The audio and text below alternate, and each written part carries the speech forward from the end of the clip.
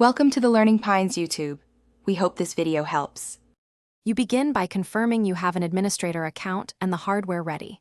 Once done, disable VPN and Wi-Fi so Windows uses the interface you troubleshoot. This prevents routing conflicts. Open network connections with NCPA. CPL and settings network and internet, you need both panels. Make sure to note the current IP, subnet, and gateway before changing anything.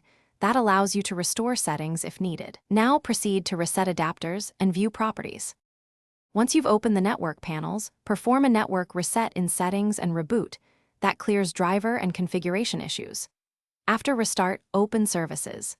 MSC and restart DHCP client, network location awareness and DNS client.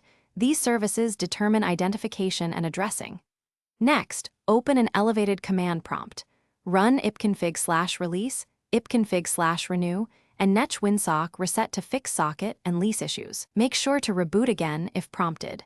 This sequence reestablishes proper address assignment and name resolution.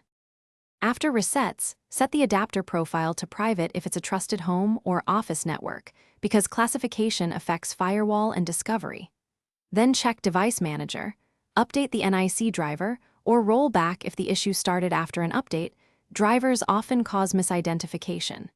If DHCP still fails, assign a temporary static IP in the same subnet as the gateway to regain connectivity. If things go wrong, key troubleshooting tip: create a restore point before changes so you can revert quickly and safely. Thanks for watching. Consider subscribing if we helped you.